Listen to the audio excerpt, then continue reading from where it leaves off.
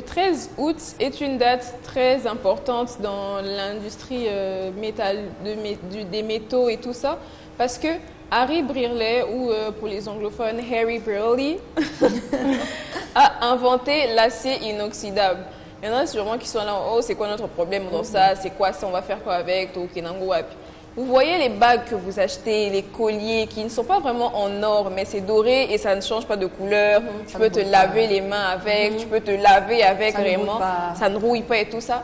Ce sont des bijoux en acier inoxydable. Et qu'est-ce que c'est l'acier inoxydable? C'est de l'acier mélangé au chrome. Il était là tranquillement dans son laboratoire et s'est dit, je vais créer un acier plus dur que celui qu'on a utilisé pour l'artillerie lourde, les canons et tout ça. Alors qu'en faisant ces mélanges, il a complètement raté sa mission, mais il s'est rendu compte que l'acier qu'il a inventé ne rouille pas, ne change pas de couleur, ou du moins rouille très difficilement, même au contact de l'eau. Et c'est là que le 13 août 1961, l'acier inoxydable a vu le jour. Donc, et c'est pas seulement les bagues, hein. C'est pas seulement les bagues, qu'on appelle les casseroles. Tu vois, les casseroles qu'on appelle l'inox chez nous. C'est ça. Les casseroles, les exactement, les cuillères. C'est lui qui a permis à vos cuillères, quand vous les mettez dans la nourriture et que vous sortez, ça ne change pas de couleur. Vous pouvez laver vos marmites, vous pouvez laver vos couverts et tout ça. Vous pouvez tout faire, c'est grâce à lui. Donc, il faut vraiment lui dire merci. Parce que imaginez vraiment sans l'acier inoxydable, on serait obligé de porter soit des choses en or, soit en diamant, soit en bronze. Et si tu n'as pas l'argent, moyens pour acheter si tu n'as pas l'argent d'acheter de l'or, donc tu mets pas de bijoux quoi. Je te dis, c'est pour mettre les coris, ou tu fais toi-même tes connaissant l'Afrique, on allait mettre des bijoux en bois. En bois, ou et puis en même temps ça prendre des bijoux en argile. Mais c'est pas plus mal aussi en vrai de vrai. On voit de moins en moins les gens porter des bijoux en bois, en cori, des perles faites en argile. Et pourtant, ça nous ressemble en vrai, les Africains. Oui. Ça nous va très bien. Maintenant, bon, on est tous sous acier inoxydable. Hein. Mes bijoux aujourd'hui sont en acier. Je suppose que les tiens aussi. La même chose. Mais privilégiez ça plutôt qu'acheter le faux métal. Parce que je trouve que c'est une perte d'argent et je m'explique. Acheter une bague qui coûte par exemple 500 francs parce que tu refuses d'acheter celle qui coûte 5000 francs. Bah, la bague qui coûte 500 francs, si tu mets ta main dans l'eau, elle change de couleur. Ou quand tu transpires, elle change de couleur. Donc tu vas acheter une autre demain, 500 encore. Tu achètes une autre, tu achètes une autre, tu achètes une autre. Et tu vas te rendre compte que tu as dépensé peut-être 10 000 francs pour acheter la même bague. Alors que si tu avais dépensé directement 5 000 ou 10 000 pour le bijou, bah, tu allais faire plus d'économies. Vraiment, tu allais faire beaucoup plus d'économies. Et puis à cet instant-là, je te dis, avec 5 000 francs, je paye une bague. Et avec 500 francs, même 5 000 francs, je paye plusieurs bagues de styles différents. Tu vois. Mais ça ne dure pas. Donc tu te dis, je vais varier de style. Mais en vrai, c'est beaucoup. Et là, c'est juste 5 000 francs pour une seule bague. Tu te dis, oh non, je préfère ça. On privilège, la quantité. Voilà, que la qualité. Mais bon, c'est plus économique d'acheter directement un truc de qualité. Et j'ai vraiment un problème avec les gens, à part quand tu n'as pas les moyens. Quand tu n'as pas les moyens, voilà justement pourquoi ces alternatives moins chères ont été créées. Mais quand tu as les moyens, pourquoi mettre mal à l'aise les gens qui décident de mettre leur argent dans quelque chose qui les convient? Au Mignon, combien? 10 000 francs. Et puis non, tu es riche, ça moins cher. Moi, je sais, moi, c'est... Mais moi, maintenant, mon truc, je peux le garder 1 an. Je vais le garder 1 an, 2 ans, tranquillement. Il aura toujours sa couleur intacte. Maintenant, toi, chaque 2 semaines, toutes les 2 semaines, tu changes. Hein? Entre toi et moi, pour moi, qui jette son argent? Et en vrai, qui est riche d'ailleurs? Qui est riche? Qui est riche entre moi? Franchement. Chaque fois, tu changes de modèle de bague. Donc, tu te dis, chaque semaine, Cardi B. Star internationale. Toi, tu changes des bijoux chaque jour. Aujourd'hui, on l'a vu avec un collier en forme de papillon. Demain, c'est un collier en forme de diamant. Après, demain, c'est un collier en forme de note de musique, escargot, tout ce que tu veux. C'est vous les riches. On privilégie la qualité et non la quantité. Vraiment, c'est très, très, très, très important. Et puis, merci à lui. Hein. C'est une très belle invention. Vraiment. Donc, quand les gens généralement font les carrières scientifiques comme ça, ils aiment se concentrer sur les médicaments, la médecine, la biologie. C'est important aussi de se concentrer sur la métallurgie. Parce que maintenant, on a des médicaments pour guérir nos maladies. Mais nos maisons tombent en ruine. Au bout de 2 mois, nos maisons s'écroulent. Et puis, en vrai, en parlant de ces filières-là, certains se disent, dans ces filières-là, tout a été découvert. On ne peut plus réinventer les roues. Pendant qu'en médecine, chaque fois, la médecine évolue. Elle évolue. Mais en métallurgie, tu vas inventer quoi? il y a déjà des... Toutes ces personnes ont déjà tout inventé. Donc, tout est déjà parfaitement bien casé. Exactement. Alors qu'en vrai, on peut toujours inventer quelque chose. Hein. C'est juste nous, on n'a pas la vision. On n'a pas cette vision. Notre vie de Ça, prière c'est est vrai. comme ça. Mouquet. Notre vie de prière est comme ça. Tu dis nous. Tu parles de l'Afrique, de l'Africain ou bien du blanc? On va parler des Congolais pour ne pas... Non, on va parler des Congolais haters ici. pour pas attirer les haters, mais bon, les Congolais nous-mêmes d'abord, on a un problème avec notre On vie a de un prière. problème. Sérieux? Notre vie de prière est trop réduite. Non, en vrai, Elle n'est pas mouquée, elle est énorme et mouquée dans le sens Elle est énorme et mouquée à la fois. La qualité de la prière n'est pas bonne. Parce que Jésus dit, quand vous priez, ne multipliez pas des vaines paroles. Exactement. Donc on est toujours, oh, Yesu. Du matin au soir. Et en plus, les Congolais ont cette spécialité de les crier quand ils prient. Oui. Donc on n'a pas besoin d'entendre des prières quand même. Ouais. À part quand tu es vraiment genre dans l'esprit, Dans- genre oui, l'esprit, ça, c'est- là, c'est c'est pas normal. raison. Mais on te demande juste de prier pour la nourriture. Seigneur. Seigneur! Rabababa, c'est quoi le problème? Ça t'est aussi arrivé. On veut atteindre. On a faim, C'est la chose que je Brigitte! disais le plus. Une fois, une petite anecdote aussi. On était là en famille et on devait prier pour la nourriture. Et quelqu'un commence, merci Seigneur pour cette nourriture, je te bénis Seigneur, je bénis les personnes qui ont préparé. Oh là là là, oh mais messieurs, il a fait à peu près 10 minutes en train de prier. Et finalement, il y avait déjà des gens qui somnolaient. On s'est dit finalement, en fait, ça veut dire quoi? On est censé prier comme ça tout le temps? J'ai aussi un exemple En comme ça. vrai, si vous regardez bien, on prie beaucoup, mais on prie pas bien. On le fait pas bien, on le fait pas Exactement. correctement, de la manière qu'il faut. On est là parce que il y a des églises partout à Kinshasa. Vous demandez pas pourquoi on évolue pas si on prie chaque Culte jour. de 8h à 15h. Et le Du dimanche pire, au c'est pas dimanche. ça. Vous priez de 8h à 15h, mais le pire, c'est pas ça. C'est que le pasteur, il est là. Ah, je sens que le Saint-Esprit me Ah, il touche. est Donc là, on continue, on fait 10 minutes.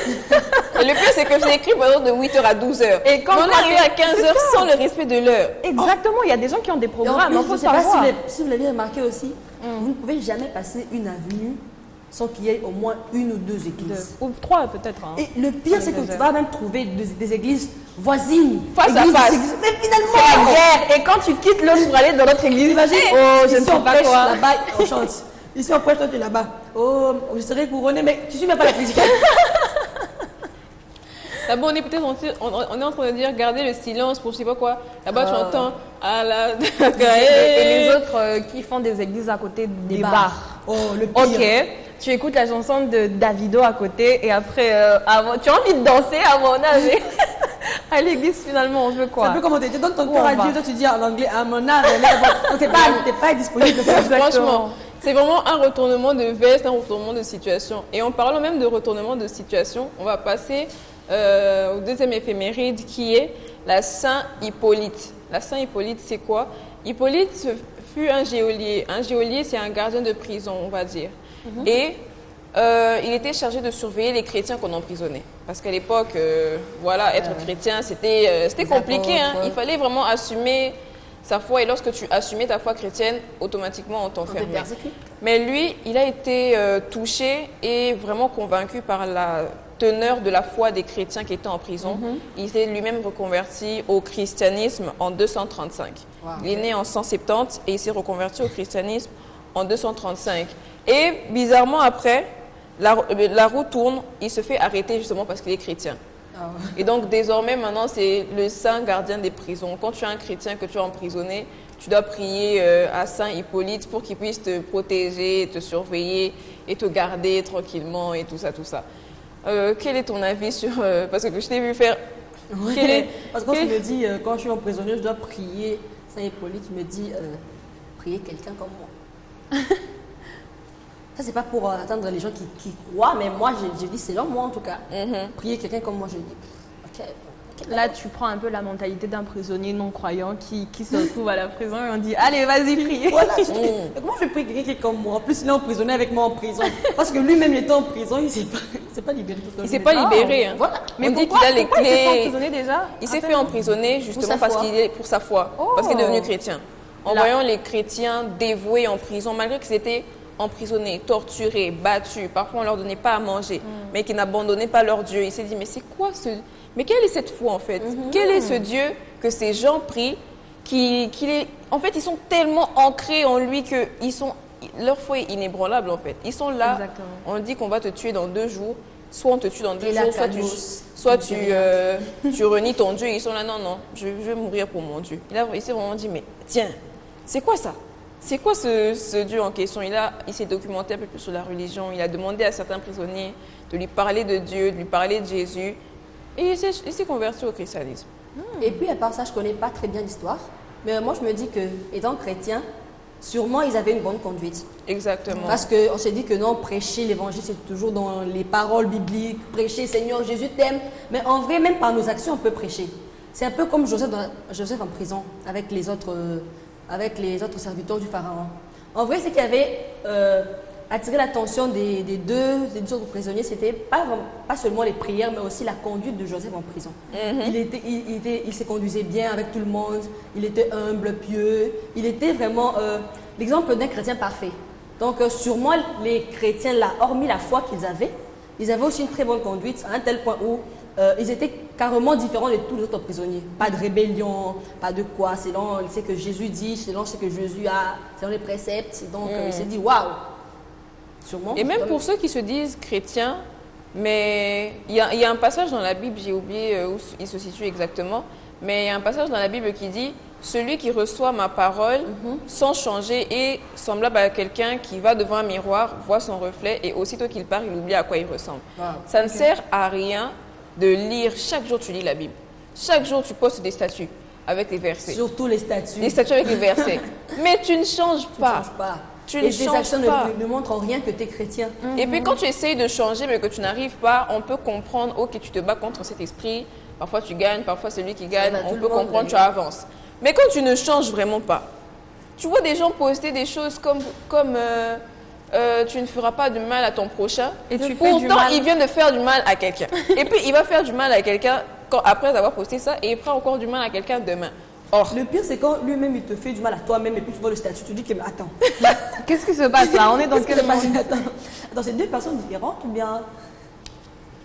Mais il est quand même inspirant. Saint Hippolyte. Oui. Saint Hippolyte, c'est quand même quelqu'un d'inspirant parce que C'est pas tout il le n'y a monde. plus ce genre de chrétiens de nos jours. Je ne dis pas qu'il n'y en a pas, mais je ne vois plus ce genre de chrétiens de nos jours. C'est vraiment rare. Sa foi est un peu comparable à la foi des apôtres en quelque sorte. Parce qu'ils ont été persécutés, mais malgré ça, il a quand même persévéré, il a continué. Et je trouve ça quand même admirable et j'espère que je deviendrai comme ça. Et surtout que lui, justement, en tant que geôlier, gardien de prison, en tant que personne qui, justement, gardait les chrétiens parce qu'ils étaient chrétiens, il s'est dit, malgré ça, il s'est quand même dit, je vais devenir chrétien. Même si on m'arrête, il n'y a pas de souci. Donc, on peut vraiment féliciter sa foi. Bien sûr. Et c'est vraiment à féliciter, en tout cas. Parce qu'en vrai, d'un côté aussi, c'est quelqu'un qui inspire aussi les autres. Parce qu'il peut y avoir des athées de part et d'autre. Et quand juste ils lisent l'histoire, et ils lisent l'histoire du geôlier, en vrai, ils se disent, attends, si ce geôlier a pu changer, et s'il a pu croire en cette religion, ça veut dire que la religion, elle est belle et bien vraie. Donc, c'est pas faux ce qu'on dit. Et pour ce faire, il faut justement, en tant que chrétien, avoir un comportement exemplaire. J'ai l'habitude de dire, en tant que chrétien, tu n'es pas Christ lui-même, mais tu es le représentant de Christ. Donc, c'est normal que tu pêches parce que tu n'es pas Christ lui-même. Tu n'as pas une certaine nature divine. Non, tu es un humain qui a commis des péchés, qui descend d'Adam et Ève. Mais il ne faut pas, justement, vivre dans le péché. Il faut faire quelque chose, il faut motiver les gens à te suivre par ton attitude, pas seulement parce que tu leur dis Jésus t'aime, ils vont changer. Non. Quand ils vont voir que le comportement que tu as est exemplaire, ils vont eux-mêmes chercher à se demander ah mais c'est quoi ta confession? Faites de confession chrétienne? Ah ok. Ton Dieu il est comment? Vous priez comment? Et voilà en fait. C'est comme ça que vous faites venir les gens dans la religion. Ce n'est pas en leur donnant des flyers, viens à l'église dimanche. Nombreux même plissent dans leur sac et utilisent ça pour écrire des programmes au verso. Donc voilà. On passe à la dernière éphéméride qui est la journée internationale des gauchers. Les gauchers représentent entre 10 et 12% de la population. On est là, je dis on parce que moi aussi je suis gauchère. On vit dans un monde qui a été fait et construit pour les droitiers. Je vous laisse avec cette petite vidéo et on va revenir juste après. Aujourd'hui, c'est la journée internationale des gauchers. Déjà, être gaucher, ça ne concerne pas que la main. On peut être gaucher du pied, comme Maradona, de l'œil et même de l'oreille. Être gaucher, c'est aussi héréditaire. Si tes deux parents sont gauchers, tu as 27% de chances de l'être, contre 9% s'ils sont droitiers. En latin, gauche se disait sinister. Inutile de préciser que ça ne présage rien de bon. Quand les augures cherchaient à prévoir le futur en observant les oiseaux, s'ils volaient à gauche, c'était mauvais signe. Au Moyen-Âge, la main gauche était qualifiée de main du diable. Grosse ambiance quoi. Dans les années 1960, on obligeait carrément les enfants gauchers à écrire de la main droite. En plus de crampes, ça a donné beaucoup de gens ambidextres. Bon, on crache beaucoup sur les gauchers à travers les époques, mais sachez qu'ils ont un plus gros cerveau. Au Max Planck Institute for Psycholinguistics, les chercheurs se sont intéressés au cerveau des gauchers. Et surprise, il y a bien quelques petites différences avec celui des droitiers. La matière grise de l'hémisphère droit des gauchers est un peu plus large que celle des droitiers. Je peux pas t'en dire plus, après il y a beaucoup trop de chiffres et de calculs scientifiques. C'est aussi pour ça que les gauchers sont souvent plus forts dans beaucoup de sports. Les différentes parties de leur cerveau sont plus connectées. Du coup, ils ont un temps de réactivité plus rapide, ils s'adaptent mieux. Bref, changez rien les gars. Et encore. Aujourd'hui, c'est la journée internationale des gauchers. Déjà, être gaucher, ça ne concerne pas que la main. On peut être gaucher du pied, comme Maradona, de l'œil et même de l'oreille. Être gaucher, c'est aussi héréditaire. Si tes deux parents sont gauchers, tu as 27% de chances de l'être, contre 9% s'ils sont droitiers. En latin, gauche se disait sinister. Inutile de préciser que ça ne présage rien de bon. Quand les augures cherchaient à prévoir le futur en observant les oiseaux, s'ils volaient à gauche, c'était mauvais signe. Au Moyen-Âge, la main gauche était qualifiée de main du diable. Grosse ambiance quoi. Dans les années 1960, on obligeait carrément les enfants gauchers à écrire de la main droite. En plus de crampes, ça a donné beaucoup de gens ambidextres. Bon, on crache beaucoup sur les gauchers à travers les époques, mais sachez qu'ils ont un plus gros cerveau. Au Max Planck Institute for Psycholinguistics, les chercheurs se sont intéressés au cerveau des gauchers. Et surprise, il y a bien quelques petites différences avec celui des droitiers. La matière grise de l'hémisphère droit des gauchers est un peu plus large que celle des droitiers. Je peux pas t'en dire plus, après il y a beaucoup trop de chiffres et de calculs scientifiques. C'est aussi pour ça que les gauchers sont souvent plus forts dans beaucoup de sports. Les différentes parties de leur cerveau sont plus connectées.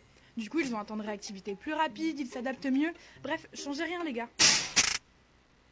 Aujourd'hui, c'est la journée internationale des gauchers. Déjà, être gaucher, ça ne concerne pas que la main. On peut être gaucher du pied, comme Maradona, de l'œil et même de l'oreille. Être gaucher, c'est aussi héréditaire. Si tes deux parents sont gauchers, tu as 27% de chances de l'être, contre 9% s'ils sont droitiers. En latin, gauche se disait sinister. Inutile de préciser que ça ne présage rien de bon. Quand les augures cherchaient à prévoir le futur en observant les oiseaux, s'ils volaient à gauche, c'était mauvais signe. Au Moyen-Âge, la main gauche était qualifiée de main du diable. Grosse ambiance quoi. Dans les années 1960, on obligeait carrément les enfants gauchers à écrire de la main droite. En plus de crampes, ça a donné beaucoup de gens ambidextres. Bon, on crache beaucoup sur les gauchers à travers les époques, mais sachez qu'ils ont un plus gros cerveau. Au Max Planck Institute for Psycholinguistics, les chercheurs se sont intéressés au cerveau des gauchers. Et surprise, il y a bien quelques petites différences avec celui des droitiers. La matière grise de l'hémisphère droit des gauchers est un peu plus large que celle des droitiers. Je peux pas t'en dire plus, après il y a beaucoup trop de chiffres et de calculs scientifiques. C'est aussi pour ça que les gauchers sont souvent plus forts dans beaucoup de sports. Les différentes parties de leur cerveau sont plus connectées. Du coup, ils ont un temps de réactivité plus rapide, ils s'adaptent mieux. Bref, changez rien les gars. Donc voilà, pour toute personne qui se sont déjà faites soit discriminées parce qu'ils étaient gauchers, comme la vidéo vient de le dire, il ne faut pas vous laisser décourager par ça parce que techniquement, vous êtes plus intelligent. Et je dis techniquement pourquoi? Parce que tu es né avec un avantage, tu as un gros cerveau et tout ça, ta matière grise te permet de réfléchir beaucoup plus vite et plus efficacement qu'un droitier. Mais est-ce que tu t'en sers? C'est ça maintenant la question qu'on doit se poser. Est-ce que tu t'en sers réellement? Et en plus, tu viens de dire que c'est 18 à 19%. Entre 10 et 12% de la population. Entre 10 et... Ça veut dire que vous êtes unique en vrai. Oui. Vous êtes à part. Nous, on est tous normaux, on se ressemble d'ailleurs. Mais vous avez cette particularité-là de pouvoir écrire avec la main gauche. Oui, c'est quelque chose... C'est en même temps une malédiction et une bénédiction. Parce que lorsque, par exemple, vous allez faire des achats pour la rentrée, tu es obligé d'acheter des choses spécialement pour les gauchers. Par exemple, il y a des ciseaux pour gauchers. Je ne sais pas si... Bon, vous êtes droitière? Oui. Oui. Quand un gaucher utilise un ciseau pour droitier, ça fait très mal au pouce en coupant. On a vraiment mal. Voilà pourquoi on a créé les ciseaux pour gaucher, mais c'est que depuis peu. Avant, on souffrait seulement avec les ciseaux pour droitier. Tu coupes, tes mains deviennent rouges pendant que tu coupes. Et là, maintenant, parfois, quand je coupais du papier, j'étais là. Et maintenant, ceux qui coupent les vêtements dans les